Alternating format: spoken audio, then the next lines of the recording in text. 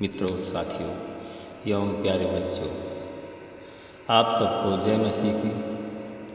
मित्रों, आज भोर के समय आप सब लोगों का इस चैनल में स्वागत है।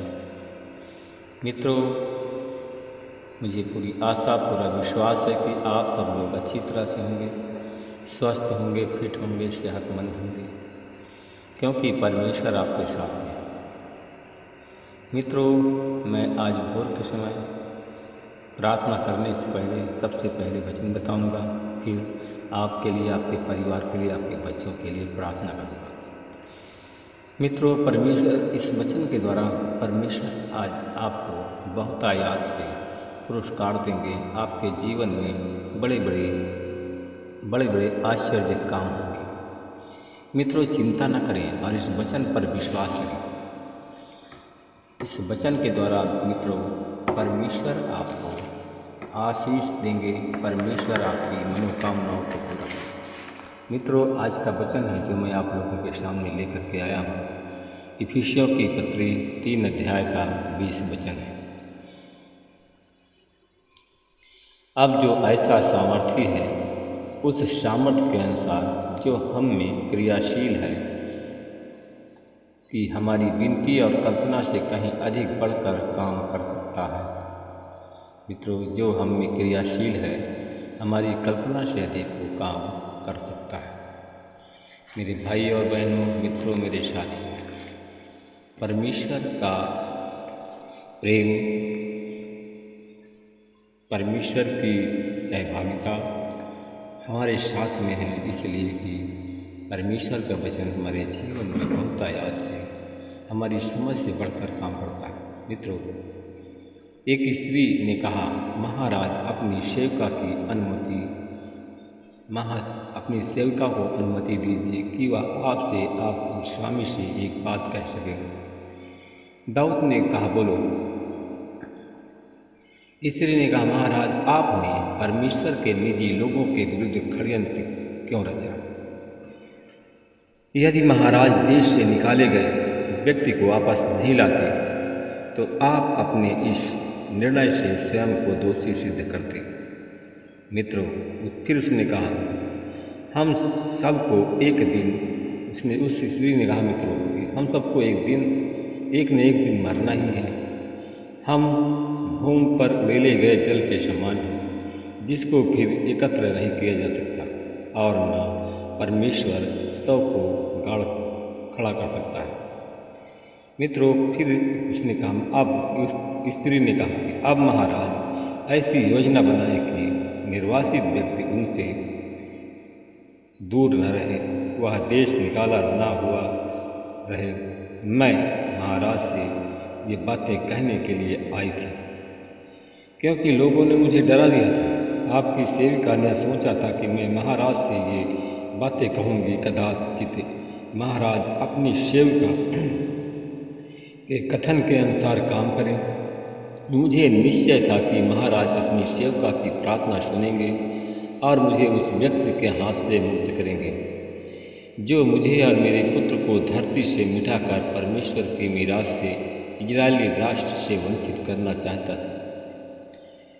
मैंने यह नहीं सोचा था कि महाराज के, मेरे स्वामी के वचन से मुझे शांति मिलेगी, क्योंकि महाराज भले और बुरे के भेद करने वाले परमेश्वर के दूत के समान है।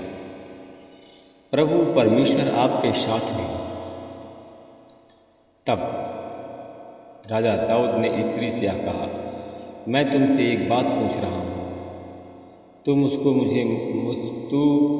मुझसे मत छिपाना। स्त्री ने कहा, महाराज मेरे स्वामी बोलिए। राजा ने पूछा, क्या तुम्हारी इन सब बातों में योआब का हाथ है?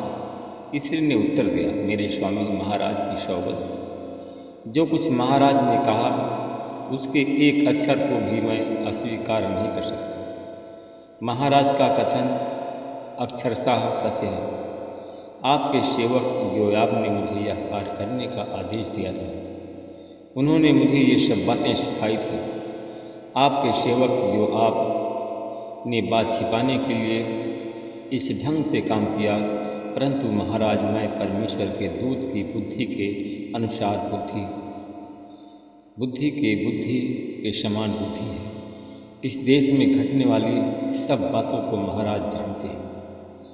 मित्रों, तब उसने कहा कि तब राजा दाऊद ने योआब से कहा, सुनो, मैं तुम्हारी बात स्वीकार करता हूँ, जाओ युवक अबशालोम को वापस लाओ। योआब भूमि पर मुंह के बल गिरा। उसने राजा को अभिवादन किया और उसे धन्य धन्य कहा। योआब ने कहा, हे मेरे स्वामी महाराज, आज आपके सेवक को मालूम हुआ कि मैंने आपकी कृपा दृष्टि प्राप्त की है। महाराज ने अपने सेवक की विनती स्वीकार की।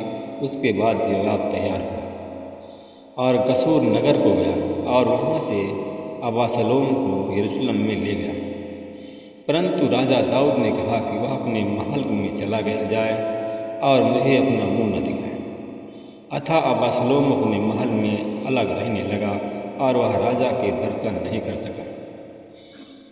मेरे भाई और बहनों, मित्रों, मेरे साथियों, समस्त इजरायली राष्ट्र में अबशालोम अपनी सुंदरता के लिए अत्यंत प्रसिद्ध था। उसके समान कोई और सुंदर न था। उसने नख और सिक तक कुछ दोष न था।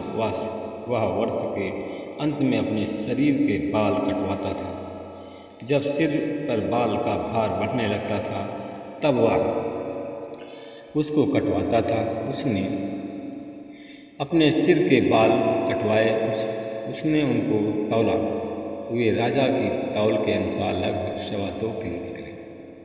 अबशालोम को 3 पुत्र, एक पुत्री उत्पन्न हुई। पुत्री का नाम तामर था। वह देखने में सुंदर था। मित्रों, अबशालोम 2 वर्ष तक यरूशलेम नगर में रहा, परंतु वह राजा के दर्शन नहीं कर सके। तब अबशालोम ने योआब के पास संदेश भेजा, उसे बुलवाया और योआब राजा के पास भेजना चाहता था, पर योआब उसके पास नहीं आया। अबशालोम ने दूसरी बार संदेश भेजा, तब भी वह आने को तैयार नहीं था।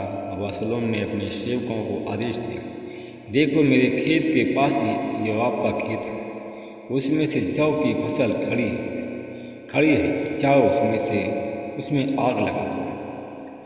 अबशालोम के सेवकों ने योआब के खेत में आग लगा दी। तब योआब उठा और वह अबशालोम के पास उसके महल में आया। उसने अबशालोम से पूछा, तुम्हारे सेवकों ने मेरे खेत में आग क्यों लगाई? अबशालोम ने योआब को उत्तर दिया, देखिए, मैंने आपके पास संदेश भेजा था, आप यहाँ आइए, मैं आपको राजा के पास भेजना चाहता हूँ। आप राजा से यह बात कहें, मैं गसूर नगर से क्यों आया हूँ? मेरा यहीं रहना अधिक अच्छा होता। अब मुझे राजा के दर्शन करने दीजिए। यदि मैंने अपराध किया है तो वह मुझे मार डाले। योआब राजा के पास में गया। उसने राजा से यह बात बताई। राजा ने अबशालोम को बुलाया। अबशालोम राजा के पास आया और उसके सम्मुख भूमि पर गिर पड़ा और उसका अभिवादन किया। राजा ने अबशालोम को चूमा। मेरे भाई और बहनों, मित्रों, मेरे साथी, राजा ने अबशालोम को चूमा, उससे प्रेम किया। 50 मित्रों, उसको प्रेम किया और अपने पास में रखा। मेरे भाई और बहनों, मित्रों, मेरे साथी, परमेश्वर प्रेम है और परमेश्वर हमारा प्रेम करने वाला परमेश्वर। मित्रों, उसी प्रकार आप लोग भी परमेश्वर से प्रेम करें, जैसे राजा ने अबशालोम से प्रेम किया था, उसी प्रकार परमेश्वर आपसे प्रेम करें। Hallelujah, hallelujah, hallelujah, hallelujah, hallelujah, hallelujah, hallelujah. धन्यवाद, धन्यवाद, धन्यवाद, धन्यवाद, धन्यवाद, धन्यवाद। अनुग्रहकारी दयालु पिता परमेश्वर, प्रभु यीशु मसीह में आपका धन्यवाद करते हुए आपके चरणों में गिरा हूँ। हे प्रभु, मैं अपने उन भाई बहनों के लिए प्रार्थना करता हूँ। मैं अपने उन भाई बहनों के लिए पुकारता हूँ जितने लोग आज हमारे सामने बैठे हुए हैं, जितने लोग आज इस प्रार्थना में शामिल हैं, मैं उन भाई बहनों के लिए प्रार्थना करता हूँ। प्रभु, जितने भाई बहन आज बीमारी से पीड़ित हैं, आज यीशु मसीह के नाम से उनकी बीमारी चली जाए और लोग चंगे हो जाए। Hallelujah, hallelujah, hallelujah. धन्यवाद, धन्यवाद हो परमेश्वर पिता। जितने हमारे भाई बहन आज जिनके पेट में गैस बना हुआ है, पेट में भारीपन है, आज यीशु मसीह के नाम से उनके पेट की गैस निकल जाए और लोग चंगे हो जाए। उनके पेट का भारीपन चला जाए और लोग चंगे हो जाए। महिमा आपको मिले प्रभु जी। मैं आपका हृदय से धन्यवाद करता हूँ, हृदय से महिमा बड़ाई करता हूँ। मैं अपने उन भाई बहनों के लिए प्रार्थना करता हूँ जिनके आँख में मोतिया बिंद है, रतन की माला जाड़ा है, दिखाई नहीं पड़ता, आँखों में अंधकार छाया रहता। मैं ऐसे लोगों के लिए प्रार्थना करता हूँ प्रभु जी। तेरे लहू से उनकी आँखों को धोता हूँ, उनके आँख के मोतिया बिंद रतन की माला जाड़ा से चंगाई करता हूँ। और यीशु मसीह तेरे नाम से मैं ब्लेस करता हूँ। हालेलुया, धन्यवाद हो प्रभु। हालेलुया, हालेलुया प्रभु जी। जिनके मैं भाई बहनों के लिए प्रार्थना करता हूँ जिनके सर में दर्द है, पीठ में दर्द है, बदन में दर्द है, जोड़ जोड़ में दर्द है, उनके सारी दर्द पीड़ाओं को निकालता हूँ। यीशु मसीह तेरे नाम से चंगाई करता हूँ। मैं अपने उन भाई बहनों से के लिए प्रार्थना करता हूँ जितने हमारे भाई बहन हमारी प्रार्थना में जुड़े थे। अगर सर्दी जुकाम बुखार से पीड़ित है, मलेरिया टाइफाइड की बीमारी से पीड़ित है, यीशु मसीह के नाम से लोग चंगे हो जाए प्रभु जी। मैं उन भाई बहनों के लिए प्रार्थना करता हूँ जितने हमारे भाई बहन हमारी प्रार्थना में जुड़े हुए हैं। अगर हमारे भाई बहन अगर बीमार हैं, जिन भाई बहनों को शुगर है, डायबिटीज है और शुगर बढ़ गया दवा बराबर खाते हैं, तो आज यीशु मसीह के नाम से उनके शुगर की बीमारी चली जाए और शुगर से की बीमारी से उनको छुटकारा मिल जाए। उन भाई बहनों के लिए प्रार्थना करते हैं जिनको थायराइड, अल्सर या ऐसे रोग हमारी प्रार्थना में जुड़े हुए हैं, आज अल्सर और डायबिटीज की बीमारी चली जाए और लोग चंगे हो जाए। प्रभु जी मैं आपका हृदय से धन्यवाद करता हूँ उन भाई बहनों के लिए प्रार्थना जो हमारे भाई बहन हमारी प्रार्थना में जुड़े हैं, जिनके गले में इन्फेक्शन है या लीवर में इन्फेक्शन, यीशु मसीह के नाम से उन सबको तेरे लहू से धोकर के शुद्ध करता हूँ और इन सारी बीमारी से चंगाई की आशीष देता हूँ। प्रभु जी मैं अपने उन भाई बहनों के लिए प्रार्थना करता हूँ जिन भाई बहनों जितने हमारे भाई बहन संतान के लिए परेशान हैं, दर दर की ठोकर खाते हैं, आंसुओं के साथ में प्रार्थना करते हैं। प्रभु जितने निसंतान हैं उन सब पर को मैं संतान की आशीष बोलता हूँ और यीशु मसीह तेरे नाम से मैं प्रेस करता हूँ। महिमा प्रभु आपको देता हूँ। मैं उन भाई बहनों के लिए प्रार्थना करता हूँ जो लोग नौकरी की आशा में असफल होते हैं। प्रभु जी जितने लोग आज हमारी इस प्रार्थना में जुड़े हुए हैं उन्हें सरकारी नौकरी की आशीष बोलता हूँ और उनकी असफलता सफलता में बदल जाए। इस प्रार्थना को मैं यीशु तेरे नाम से मांगता हूँ। आमीन।